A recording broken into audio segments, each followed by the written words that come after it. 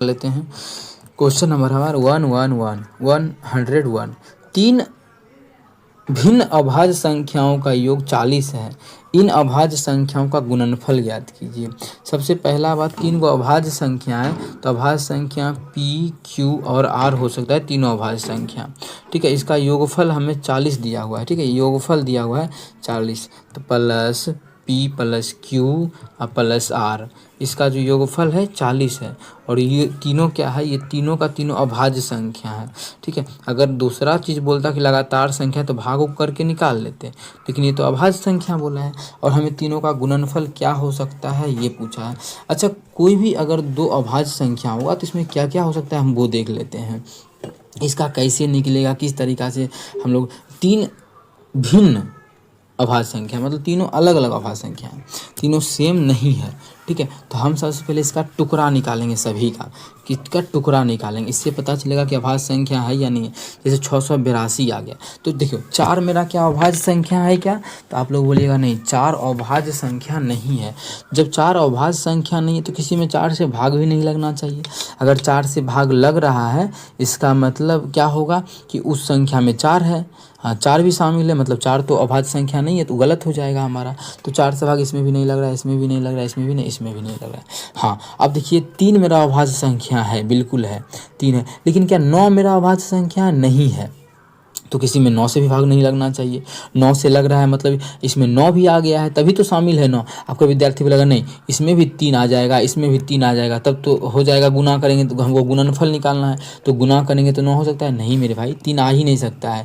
3 अगर इसमें आ गया तो ऐसा कोई संख्या थोड़ी बचा है जो जिसमें इसमें मतलब इसमें कि 3 का मल्टीपल हो जाए तो अभाज्य होगा। नहीं, 3 का मल्टीपल नहीं हो सकता है, वो सिर्फ 1 और q का मल्टीपल हो सकता है। कि अभाज्य वही संख्या होता है जिसमें सिर्फ 1 और q से भाग लगता है, 3 तो होने का कोई मतलब इसमें क्वेश्चन ही नहीं है। ठीक है, तो 7 2 9 2 11, इसमें भी 3 से भाग नहीं लग रहा है, 9 से भी नहीं लग रहा है।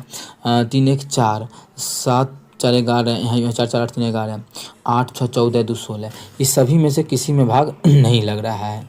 ठीक है, हाँ 11 देख लेते, अब हम भाग करके ही देख लेते हैं सभी में। जैसे पहले इसको पकड़ लेते हैं, कितना है 682 है, तो इसमें दिख रहा है कि 6 2 8, 11 से भाग लग रहा है। 11 मेरा अभाज्य संख्या भी दे लेते हैं, 11 से भाग, 11 6 66, 11 2 22। ठीक है, और इसमें फिर 2 से भाग देंगे तो आ जाएगा 31।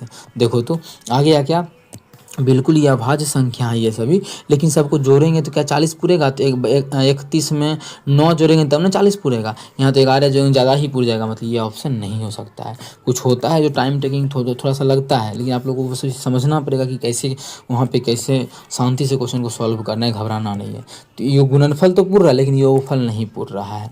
ठीक है, गुणनफल मतलब 682, गुणनफल कुछ भी हो सकता है, हमें ज्ञात करना है। हाँ, लेकिन उसका योगफल जो है क्वेश्चन बोला है 40, तो 40 होना चाहिए ऐसा। तो 622 का चेक कर लेते हैं एक बार, 722। ठीक है, इसमें भाग करेंगे 2 से, तो 36 दूना 72, ये 61। आप लोगों को पता होना चाहिए क्या होता है, 19 का स्क्वायर होता है। तो 19 गुना 19, आपको विद्यार्थी बोलेगा जी सर यही तो आंसर होगा, 19 दूना 38, 38 दो 40, तो हम बोलेंगे नहीं ये भी आंसर नहीं होगा। क्यों, योगफल तो इसका 40 पुर रहा है और गुणनफल हमारा 422 आ जाएगा, आंसर नहीं होगा। क्योंकि क्वेश्चन में बोला है कि भिन्न होना चाहिए संख्या, तीनों संख्या 3 भिन्न अभाज्य संख्या, तीनों अलग, ये तो दोनों सेम आ गया, सेम नहीं होना चाहिए, तीनों अलग अलग संख्या होना चाहिए। तो हमारा ये भी नहीं हो सकता है, मतलब है कि इस पे भी हम कांटा लगा दिए हैं। ठीक है, अब हम चेक कर लेते हैं 434 को। ठीक है, 434 को जैसे ही 2 से भाग करेंगे तो 2 एक साथ 217 आ जाएगा।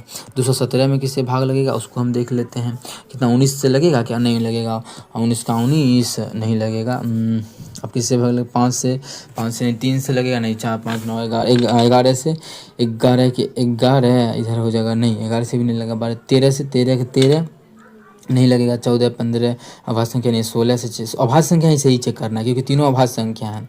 19 से नहीं लगेगा, 17 से लगेगा क्या, 17 नहीं, 19 21 कहाँ से भी, हाँ 7 से तो लग ही रहा है, 7 से 7 या 21 और 7 कहाँ 7, तीनों अलग अलग। योगफल कितना पूरा ही देख लेते हैं, 31 7 कितना हो जाएगा, 38 2 40, बिल्कुल देखो 40 भी पूर रहा है और तीनों का तीनों मेरा अभाज्य संख्या है। तो ऑप्शन सी बिल्कुल करेक्ट हो जाएगा, बाकी बात आगे हम चेक ही नहीं करेंगे।